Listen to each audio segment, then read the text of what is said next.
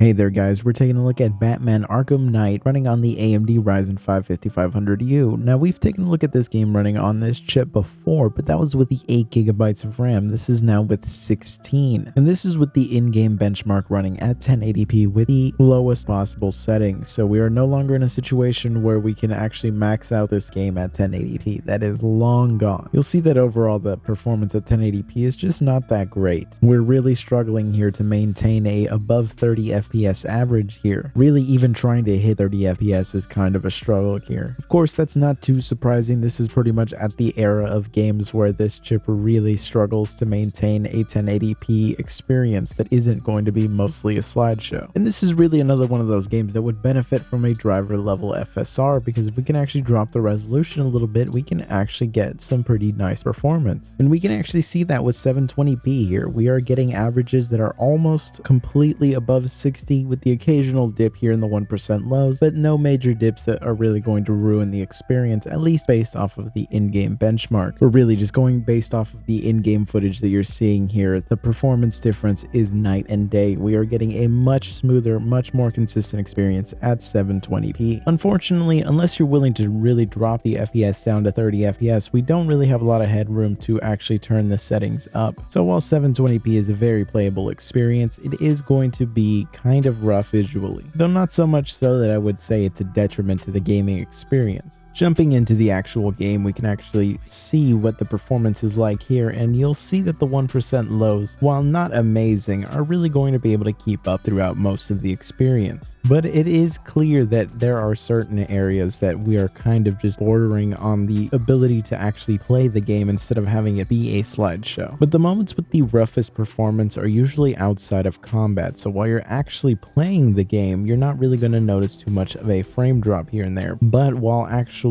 traveling around the map, you might have the occasional dips or spikes in the frame time, but it's really not going to be anything that's going to affect the gameplay too much. Really, as long as we can avoid any performance issues while being in combat, that's all we can really ask for. And you'll notice that both at 1080p and 720p, we are pretty much using around 10GB of RAM, which means that we are getting at least a little bit of benefit over the 8GB that we were at before. Thankfully, we at least have some RAM headroom here instead of with other games that we've seen that actually use like 15GB out of the 16 that we have here. So overall, if I had to choose how to play this game, I would definitely just go with 720p, as the smoother FPS is actually going to make the combat just a lot better of an experience. Until a driver level FSR is added into the game, I really wouldn't even touch 1080p. But anyways, I hope you found this video useful. If you did, be sure to subscribe, and I will see you guys next time. Also, be sure to take a look at the affiliate links down below or help support the channel by donating. So I'll see you guys next time.